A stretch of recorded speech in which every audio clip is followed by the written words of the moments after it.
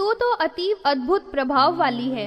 तू अपने ही ओज से समस्त प्राणियों का मोहन किया करती है। अब तू अपनी ही इच्छा के अनुसार विचरण कर और तुमको कोई भी नहीं जान सकेगा। अब तू यहाँ से शीघ्र ही जाकर दैत्यों के नायक भंड के समीप में पहुँच जा और तुरंत ही उसको मोहित कर दे कि विषयों का उपयोग करेगा। इस प्रकार का वरदान प्राप्त करके उस माया ने जनार्दन प्रभु को प्रणाम किया था। फिर उस माया ने भगवान से सहायता करने के लिए कुछ प्रमुख अप्सराओं के प्राप्त करने की याचना की थी। जब माया के द्वारा प्रार्थना की गई थी तो प्रभु ने कुछ अप्सराएं भेजी थी। उन अप्सराओं में विश्वाची आदि प्रमुख थी। उस सब के साथ वह मृगेक्षणा माया वहां से प्रस्थान कर गई थी। वह मानसरोवर के उत्तम तट पर गई थी जहां पर उत्तम द्रुम लगे हुए थे। वह ऐसा सुरम्य स्थल था कि वह दैत्यराज वहां पर अपनी नारियों से युक्त होकर विहार की क्रीड़ा किया करता था। उसी स्थल में वह मृग के शावक के समान नेत्रों वाली माया एक चंपक वृक्ष के मूल में निवास करने लगी थी और परम सुरम्य मधुर स्वर से कुछ गाया करती थी। इसके अनंतर वह दैत्यराज अपने मंत्रियों के सहित वहां पर आ गया था। उसने वीणा की परम मधुर ध्वनि का श्रवण किया था और फिर उस वारांगना को भी देखा था। उस सुंदर अंगों वाली को देखकर दूसरी विद्युत की लेखा के ही समान थी। वह मदन नामक माया से परिपूर्ण महान गर्त में गिर गया था। इसके अनंतर उसके मंत्रीगण भी उसका स्मरण करने वाले के साथ ही थे। उस दैत्यों के स्वामी ने बहुत समय तक उस सती से प्रार्थना की थी। उनके द्वारा जब भली भांति उनसे प्रार्थना की गई थी तो उन्होंने भी तुरंत ही प्रतिश्रवण किया था। जो बड़े बड़े यज्ञों के द्वारा जैसे अश्वमेधादिक यज्ञ हैं, इनके द्वारा भी अलभ्य होती हैं, उनको जिनमें मोहिनी मुख्य थी प्राप्त करके उनको बहुत ही अधिक आनंद प्राप्त हुआ था। फिर तो उन सब ने उस समय में भोग विलास के आनंद में निमग्न होकर वेदों को भुला दिया था और उमापति देव का जो अर्चन था वह भी छोड़ दिया था। यज्ञादिक की जो भी अन्य परम शुभ के देने वाली क्रियाएं थी उनका भी परित्याग कर दिया था। फिर तो उनके जो पुरोहित थे उनका भी अपमान करके उन्हें छोड़ दिया था। उनके सहस्त्रों वर्ष एक मुहूर्त के ही समान व्यतीत हो गए थे। उन समस्त दैत्यों के विमोहित हो जाने पर इंद्रदेव के सहित सब देवगण हे ब्राह्मण विमुक्त उपद्रव वाले होकर परम आनंद को प्राप्त हो गए थे। इसके अनंतर किसी समय में देवेंद्र को अपने सिंहासन पर विराजमान देखकर, जो कि समस्त देवों से घिरा हुआ अवस्थित था, नारद मुनि वहां पर समागत हो गए थे। जाज्वल्यमान अग्नि के समान परम तेजस्वी मुनि शार्दूल को प्रणाम करके अपने दोनों हाथों को जोड़कर देवेंद्र ने यह वाक्य कहा था, हे भगवान, आप तो सभी धर्मों के ज्ञान रखने वाले हैं और आप परावर के ज्ञाताओं में भी श्रेष्ठ हैं। आपका गमन तो वहां पर हुआ करता है जिसको आप धन्य बनाना चाहते हैं। आपके शुभ आगमन का कारण भविष्य को परम शुभ बताने वाला होता है। हे मुनीश्वर, श्रवणों को परमानंद उपजाने वाले आपके मुख से निःश्रम वाक्य को सुनकर मैं समस्त दुखों को पार करके परम कृतार्थ होऊंगा। श्री नारद जी ने कहा, दैत्यों का स्वामी भंड विष्णु की माया से सम्मोहित हो गया है।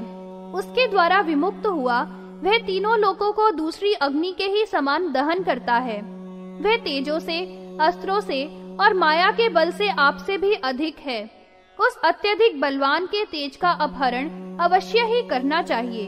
हे इंद्र, पराशक्ति देवी की आराधना के बिना किसी भी अन्य तप से सैकड़ों करोड़ कल्पों में भी उसके अति बल का अपहरण नहीं हो सकता है। हे मूर्खो, उदीयमान शत्रु के पूर्व में ही आराधना करो, अर्थात शत्रु जैसे ही बढ़ रहा हो उसी समय में पहले ही आराधना करनी चाहिए। आराधना की हुई वह भगवती तुम्हारा श्रेय कर देगी। उस महामुनि के द्वारा इस प्रकार से जब देवगणों के स्वामी को संबोधित किया गया था तो उस इंद्र ने सब देवों के सहित मुनि का पूजन किया था और तपश्चर्या करने के लिए तैयारी करने वाला वह हेमवान के तट पर चला गया था। वहां पर सब ऋतुओं के कुसुमों से समुज्वल भागीरथी गंगा के तीर पर समस्त सुरगणों के साथ उस इंद्र ने उस पराशक्ति की महापूजा की थी। उस समय से ही लेकर अखिल सिद्धियों का प्रदान करने वाला वह स्थल इंद्रप्रस्थ नाम वाला हो गया था। ब्रह्मा जी के पुत्र नारद जी के द्वारा उपदेश की गई विधि से जप और ध्यान में निरत आत्मा वालों की उस देवी की महती परा पूजा करने वालों को बहुत समय व्यतीत हो गया था। वे सभी परम उग्र तप में संस्थित थे तथा अन्य किसी में भी उनका चित्त न लगकर उसी में निरत था। उनको ऐसे करते हुए 10 सहस्त्र वर्ष और 10 दिन बीत गए थे।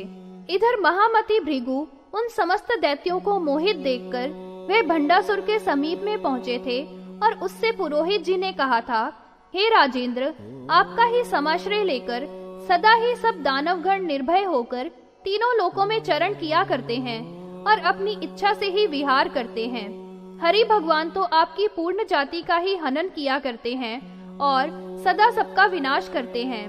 उन्हीं के द्वारा इस माया की रचना की गई है जिसके द्वारा आप सम्मोहित हो गए हैं। अब जब आप मोहित हो गए हैं तो ऐसी अवस्था में आपको देखकर छिद्रों की खोज में परायण इंद्र आपके ऊपर विजय प्राप्त करने के लिए महान तप कर रहा है। यदि जगत की धात्री देवी प्रसन्न हो गई तो फिर उसी की विजय होगी। इसलिए इस मायामयी को छोड़कर मंत्रियों के साथ हेमवंत पर्वत पर जाओ और उन देवों के नृप में विघ्न पैदा करो।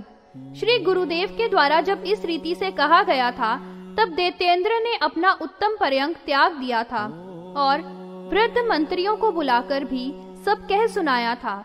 इसका श्रवण करके श्रुतवर्मा ने विचार करके राजा से कहा था, आपका राज्य शासन 60,000 वर्षों तक ही शिव ने आपको प्रदान किया था।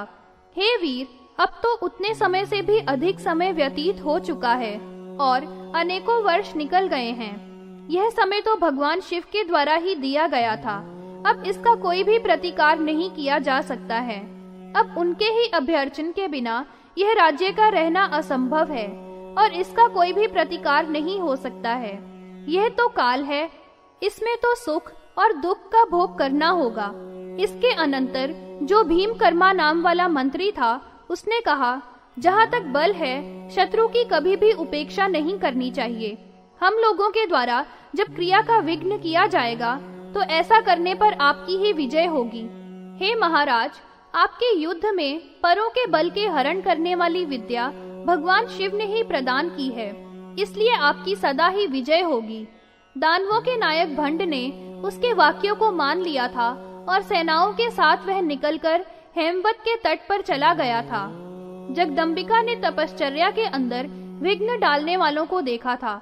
उसने आगे उज्जवल जो महाप्राकार था उसको न लांघने के योग्य बना दिया था। उसको देखकर वह दानवेंद्र भी यह क्या है इस बात से अत्यधिक विस्मित हो गया था। वह अधिक क्रुद्ध हो गया था और उसने दानवास्त्र के द्वारा उसको भंग करना चाहा था। वह फिर भी उसके आगे गया था, किंतु वह सभी दानवों के द्वारा न लांघने के योग्य हो गया था और उस धीर ने दानवास्त्र के द्वारा उसका भंग किया था और बड़ी गर्जना भी की थी।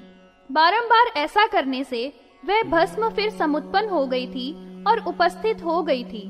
यह देखकर वह दानवेंद्र परम विषाद से युक्त होकर अपने पुर को चला गया था। देवों ने उस जगत की धात्री का दर्शन किया था और उस उज्जवल प्राकार को भी देखा था। देवगण भय से बहुत ही व्यथित हो गए थे और उन्होंने समस्त क्रियाओं को छोड़ दिया था।